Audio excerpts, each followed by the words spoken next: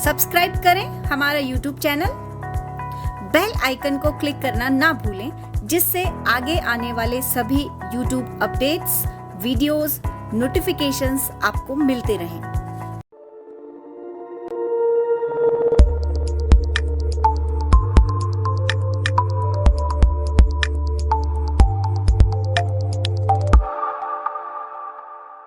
नमस्ते, मैं हूं हितेंद्र और आप देख रहे हैं परिष्कार वर्ल्ड। दोस्तों, हाईकोर्ट चतुर्थ श्रेणी कर्मचारी के लिए ये दूसरा मॉडल टेस्ट पेपर आपके सामने प्रस्तुत है। पहला जारी किया जा चुका था लॉकडाउन से पहले। थोड़ा सा ध्यान रखने की कोशिश करेंगे। एग्जाम कंडक्टिंग एजेंसीज के द्वारा जो सिलेबस भूगोल विषय का दिया हुआ है, उस सिलेबस को ध्यान में रखने से, पूरी कैलकुलेशन को करने से यह मालूम चलता है कि न्यूनतम 2 प्रश्न हो सकते हैं भूगोल विषय से, 4 से 5 प्रश्न भी हो सकते हैं। संख्या को लेकर कई बार ऊपर नीचे हो सकता है, क्योंकि परीक्षक का ये अपना एक विवेकाधिकार होता है और उसके पास में अपनी एक गुंजाइश भी होती है। चलिए, परीक्षा में पूछे जाने वाले प्रश्नों का स्तर क्या होगा और अमूमन परीक्षक की दृष्टि क्या होगी, इसी को लेकर के परिष्कार की ओर से ये मार्गदर्शन आपके सामने आपके लिए प्रस्तुत है। चलिए हम लोग शुरुआत करते हैं। ये देखिए, पहला प्रश्न, राजस्थान का सीमावर्ती राज्य है। बस ये थोड़ा मोटी मोटी जानकारी राजस्थान के नक्शे की आपको होनी चाहिए। देखते हैं, 4 ऑप्शन हैं: झारखंड, गुजरात, छत्तीसगढ़ और दिल्ली। थोड़ा सा उलझन हो सकती है, लेकिन हम डायग्रामेटिकली इस बात को समझने की कोशिश करेंगे। देखिए दोस्तों, आपके सामने जो 4 विकल्प हैं उनको हम देखने की कोशिश करते हैं, और ये चारों विकल्प आपके सामने यहाँ ब्लैक शेड में है, काले रंग में आपके सामने मौजूद है। देखिए दोस्तों, ये पीले रंग में राजस्थान है। दिल्ली आप देख पा रहे हैं, दिल्ली से राजस्थान की सीधी कोई सीमा नहीं लगती है। दिल्ली मूलतया हरियाणा और उत्तर प्रदेश से घिरा हुआ है, तो दिल्ली की सीमा नहीं लगती है। झारखंड की यदि हम बात करें तो देखिए, ये झारखंड है, हम देख पा रहे हैं कि राजस्थान से काफ़ी दूर है। छत्तीसगढ़ आपके सामने ऑप्शन में है। देखिए दोस्तों, छत्तीसगढ़ भी राजस्थान से काफ़ी दूर है। ऐसी दृष्टि में केवल एक ऑप्शन जो हमारे सामने मौजूद है, गुजरात, वो हम देख पा रहे हैं राजस्थान के दक्षिण में और दक्षिण पश्चिम में इसकी लोकेशन है, और ये सीधे तौर पर प्रत्यक्षतः राजस्थान से जुड़ा हुआ राज्य है। अतः राजस्थान का सीमावर्ती राज्य, इस दृष्टि से इन 4 विकल्पों में सही जवाब है हमारा गुजरात। दूसरा प्रश्न, कौन सा राजस्थान का जिला है? 4 विकल्प हमारे सामने हैं और हम देख पा रहे हैं यहाँ दोस्तों सही जवाब है, ये डायग्रामेटिकली यदि इसको समझने की कोशिश करें, यहाँ सही जवाब है राजसमंद। ये देखिए, राजसमंद देख पा रहे हैं, पाली से, भीलवाड़ा से, चित्तौड़गढ़ से, उदयपुर से घिरा हुआ है। इन तमाम इन जिलों से इसकी सीमाएं लगती हैं, और अजमेर से भी इसकी सीमा लगती है। तो कुल मिलाकर अजमेर, पाली, भीलवाड़ा, चित्तौड़गढ़ और उदयपुर, इन 4-5 जिलों से यह घिरा हुआ जिला है राजसमंद। अब एक एक विकल्प की यदि हम बात करें तो देखिए, ब्यावर अजमेर जिले में इसकी लोकेशन है। अजमेर जिले का एक उपखंड है, तहसील मुख्यालय है। ठीक इसी तरह से कोटपूतली, ये जयपुर जिले का उपखंड है और तहसील मुख्यालय है। ठीक इसी तरह से गंगापुर सिटी की भी यदि हम बात करें तो सवाई माधोपुर जिले की उपखंड और तहसील मुख्यालय के रूप में इसको जाना जाता है। जिले की बात की जा रही है और जिला है इन 4 विकल्पों में केवल राजसमंद। थोड़ा ध्यान रखेंगे, इसका मतलब हमें जिलों की मोटी मोटी जानकारी होनी चाहिए। जो 33 जिले हैं, इनका नाम याद रखने की हम लोग कोशिश करेंगे। राजस्थान के जो पड़ोसी राज्य हैं उनको भी थोड़ा अपनी स्मृति में रखने की कोशिश करेंगे। चलिए, तीसरा प्रश्न, क्षेत्रफल की दृष्टि से भारत में राजस्थान का क्रमांक है। दोस्तों, ये बात आपको ध्यान रखनी चाहिए, बहुत ज़्यादा गहराई में नहीं ली, लेकिन राजस्थान की दृष्टि से जो मोटे मोटे तथ्य आपके सामने हैं, उन तथ्यों को हम लोग स्मृति में रखें। उनकी जानकारी हम लोगों को हर हाल में होनी ही चाहिए।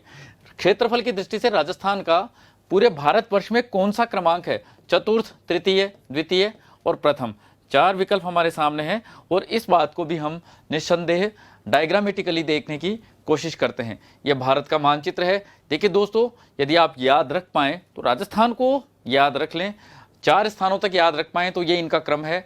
भारत में क्षेत्रफल की दृष्टि से सबसे बड़ा राज्य है राजस्थान। यदि दूसरे क्रम के राज्य की बात होगी, आपका जवाब होगा मध्य प्रदेश। तीसरा या तृतीय क्रम किसका है? इसका जवाब होगा महाराष्ट्र। और चौथे क्रम पर क्षेत्रफल की दृष्टि से सबसे बड़ा राज्य कौन सा है भारत का? आपका जवाब होगा उत्तर प्रदेश। ये थोड़ा ध्यान रखने की कोशिश करेंगे दोस्तों। मध्य प्रदेश सबसे बड़ा राज्य हुआ करता था, लेकिन मध्य प्रदेश का विभाजन करके और छत्तीसगढ़ नाम का जो भूखंड है उसको एक अलग राज्य का स्टेटस दे दिया गया। उसके बाद में राजस्थान जो पहले द्वितीय क्रम पर था, अब वर्तमान में प्रथम क्रम का राज्य है। क्षेत्रफल में सबसे बड़ा राज्य है राजस्थान।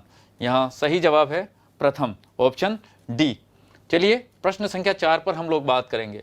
कौन सा जिला सीमावर्ती नहीं है? देखिए थोड़ा मोटा मोटा आप लोग ध्यान रखने की कोशिश करेंगे। आपके सामने जयपुर है, डूंगरपुर है, कोटा और बूंदी, ये 4 जिले हैं। देखते हैं इनकी लोकेशन कहाँ कहाँ है। डायग्रामेटिकली इन 4 जिलों के नाम आपके सामने मौजूद हैं। थोड़ा सा यह भी स्मृति में रखने की कोशिश करेंगे, जयपुर किस ओर है, डूंगरपुर किस ओर है, बूंदी और कोटा राजस्थान की किस दिशा में अवस्थित हैं। चलिए देखने की कोशिश करते हैं कौन सा जिला सीमावर्ती नहीं है। हम देख पा रहे हैं, ये देखिए ये जयपुर है और जयपुर की एक छोटी सी सीमा हरियाणा के साथ लगती है। हरियाणा हम जानते हैं दोस्तों, ये कोटा है और कोटा की यहाँ सीमा लगती है मध्य प्रदेश के साथ में। कोटा 2 जगह 2 दिशाओं में मध्य प्रदेश को टच करता है। एक आप देख पा रहे हैं इधर इस दिशा में, और दूसरा यहाँ भी मध्य प्रदेश के साथ इसकी सीमाएं लगती हैं। अब तीसरा जिला है आपके सामने डूंगरपुर। दोस्तों ये बांसवाड़ा है। बांसवाड़ा के लगभग, बांसवाड़ा का कुछ क्षेत्र मध्य प्रदेश से सीमा बनाता है और उसके बाद गुजरात की सीमाएं शुरू हो जाती हैं। इस दृष्टि से हम देख पा रहे हैं ये गुजरात, बांसवाड़ा, डूंगरपुर, उदयपुर, सिरोही, जालोर और कुछ हिस्सा बाड़मेर का, यहाँ तक गुजरात राज्य की सीमाएं स्पष्ट करती हैं। इस दृष्टि से यदि हम बात करें, डूंगरपुर गुजरात से लगने वाली सीमा के ऊपर अवस्थित है। 3 जिलों को हम लोग डिस्कस कर चुके हैं, जयपुर को, कोटा को और डूंगरपुर को। ये तीनों समीपवर्ती राज्यों की सीमाओं पर स्थित जिले हैं। जबकि हम देख पा रहे हैं ये बूंदी जिला है। देखिए ये बूंदी के, यहाँ बूंदी की सीमा लगती है कोटा से। उसके बाद आप देख पा रहे हैं ये टोंक से बूंदी की सीमा लगती है। उसके बाद भीलवाड़ा, इसकी पश्चिमी सीमा भीलवाड़ा से लगती है। और बूंदी की दक्षिणी सीमा ये चित्तौड़गढ़ का जो खंडित क्षेत्र है, जहां रावत भाठा, भैंसरोडगढ़, चौरासीगढ़ क्षेत्र जिस हिस्से में मौजूद हैं, उसी खंडित भूभाग से बूंदी की दक्षिणी सीमा लगती है। दोस्तों इस तरह से आप देख पा रहे हैं कि बूंदी की सीमाएं किसी भी राज्य को स्पर्श नहीं करती हैं। यहाँ एक और बात ध्यान रखने की है, इस दृष्टि से बूंदी को अंतर्वर्ती जिला कहा जाता है, बिल्कुल आंतरिक भाग में स्थित है। यह राजस्थान के उन 8 जिलों में स्थित है। हमने बहुत सारे मॉडल टेस्ट पेपर्स में पटवार, रीट वगैरह, कांस्टेबल, इनमें ये जानकारी दी जा चुकी है, उनको आप देखने की कोशिश करें।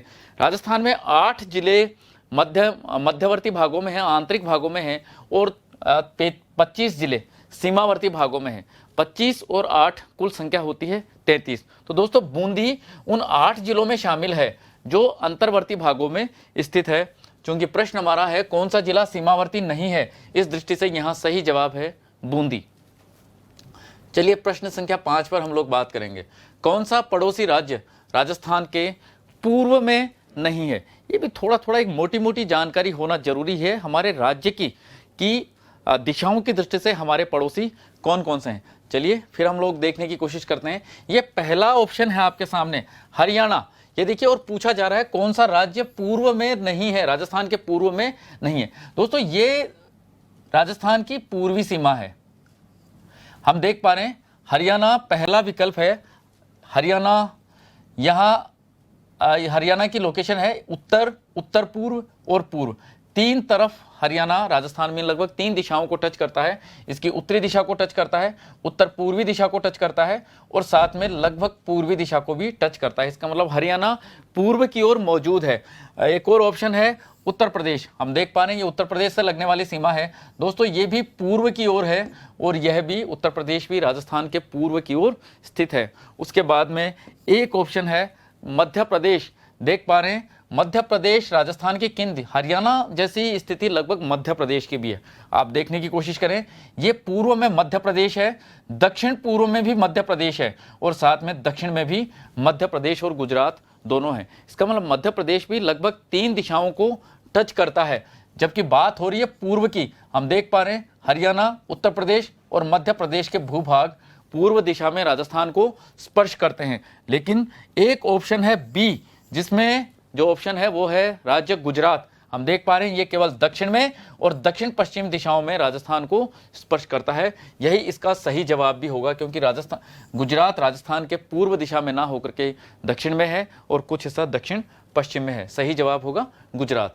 प्रश्न संख्या 6, किस जिले में अरावली का विस्तार नहीं है? और हमारा जवाब है, हमारा जो विकल्प है हमारे सामने, सीकर है, भीलवाड़ा है, बीकानेर और अलवर। चलिए इसको भी हम लोग मानचित्र के द्वारा या डायग्रामेटिकली समझने की कोशिश करते हैं। दोस्तों ये 4 राजस्थान के भौतिक विभाग हैं। ये पूरा मरुस्थली प्रदेश है जिसको पश्चिमी रेतीला मैदान के नाम से जाना जाता है। ग्रीन शेड में आपके सामने अरावली है, उसके बाद में लाइट ग्रीन शेड में पूर्वी मैदान, नदियों द्वारा निर्मित मैदानी भाग है, और ये दक्षिण पूर्व का हाड़ौती का पठार। चलिए अब अरावली का विस्तार कौन से जिले में नहीं है? सीकर, भीलवाड़ा, बीकानेर और अलवर। दोस्तों ये सीकर है, और यहाँ थोड़ा सा इस नक्शे में थोड़ी कुछ खामियां हैं, थोड़ा ध्यान रखने की कोशिश करेंगे। जब हम अरावली का विभाजन पढ़ रहे थे, इन भौतिक प्रदेशों को जब हम लोग देख रहे थे, तो अरावली का एक उप विभाग है शेखावाटी निम्न पहाड़ियां। दोस्तों इन शेखावाटी निम्न पहाड़ियों का विस्तार सीकर जिले की ओर जाता है। इसका मतलब सीकर जिले में आपने रघुनाथगढ़ का नाम सुना है। रघुनाथगढ़ उत्तरी अरावली की सबसे ऊंची चोटी, 1055 मीटर ऊंची, और रघुनाथगढ़ की लोकेशन कहाँ है? सीकर में। इसका मतलब ये तयशुदा है कि सीकर आपका जवाब नहीं हो सकता। सीकर में अरावली का विस्तार है क्योंकि सीकर में ही रघुनाथगढ़ है। इसका मतलब यहां तो अरावली पाई जाती है। एक ऑप्शन है भीलवाड़ा। देखिए अजमेर मध्यवर्ती अरावली के अंतर्गत आता है, ये मध्य अरावली है, इसमें अजमेर आता है। अजमेर से टच होता हुआ जिला भीलवाड़ा है। हम देख पा रहे हैं ये अरावली भीलवाड़ा के पश्चिमी भाग से गुजर रही है। निस्संदेह भीलवाड़ा में भी अरावली का विस्तार है, यहाँ भी है। दोस्तों उसके बाद हम अलवर की बात करें, हमने पोतवार के पठार की बात की थी, यह लगभग अलवर का ही क्षेत्र है। ये उत्तरी पूर्वी अरावली का इलाका है जो अलवर के अंतर्गत आता है। हम जानते हैं अलवर पूरी तरह से सरिस्का का जो क्षेत्र है, वन क्षेत्र है, वह पूरी तरह से अरावली के अंदर विद्यमान है। तो अलवर में भी अरावली का विस्तार मौजूद है। हम बीकानेर की बात करते हैं। देखिए बीकानेर कहाँ है? पश्चिमी मरुस्थली प्रदेश में ये बीकानेर है, और हम देख पा रहे हैं कि ये अरावली से बहुत ज़्यादा दूर जिला है स्थित। इस जिले की लोकेशन अरावली से बहुत ज़्यादा दूर है। यहाँ सही जवाब होगा बीकानेर, जो जहाँ पर अरावली का विस्तार नहीं है। प्रश्न संख्या 7 को हम लोग डिस्कस करें।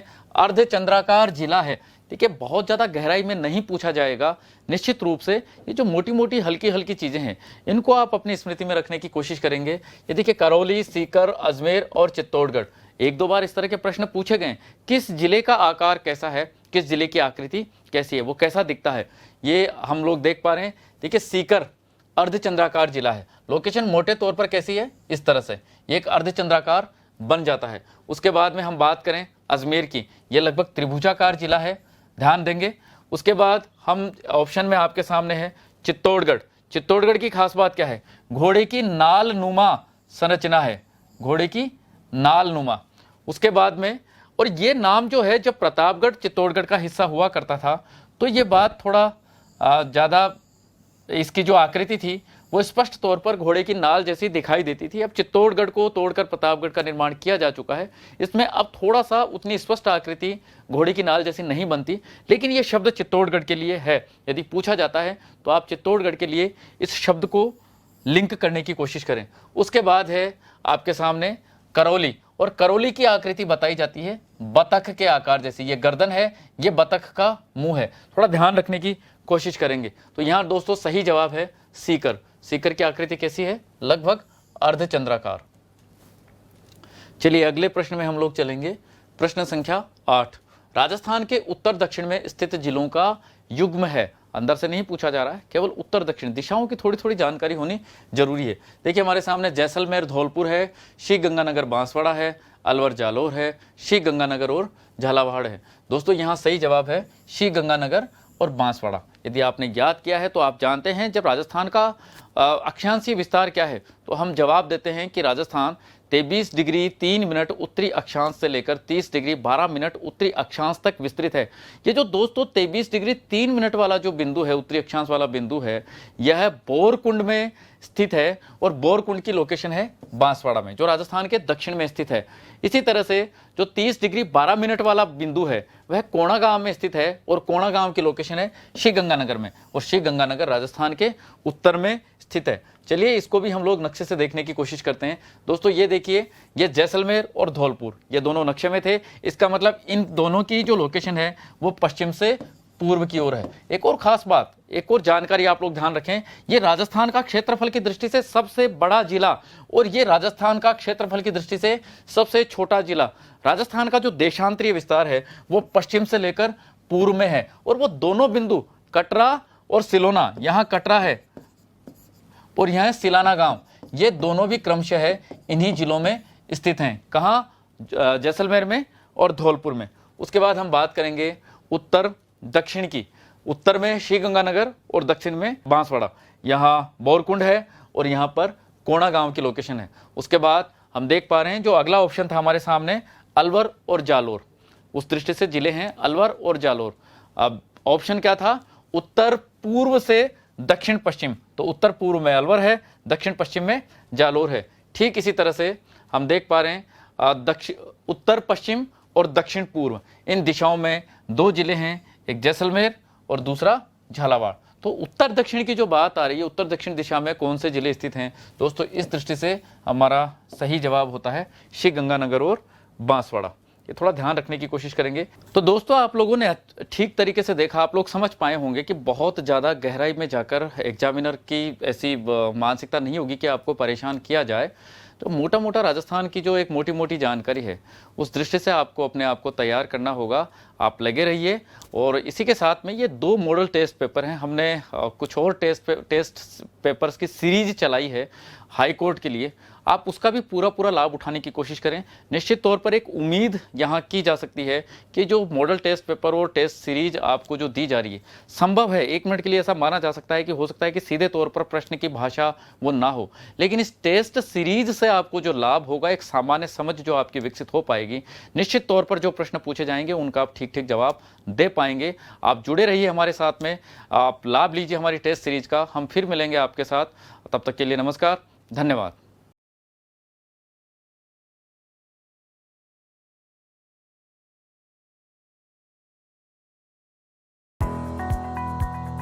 सब्सक्राइब करें हमारा YouTube चैनल, बेल आइकन को क्लिक करना ना भूलें, जिससे आगे आने वाले सभी YouTube अपडेट्स, वीडियोस, नोटिफिकेशंस आपको मिलते रहें।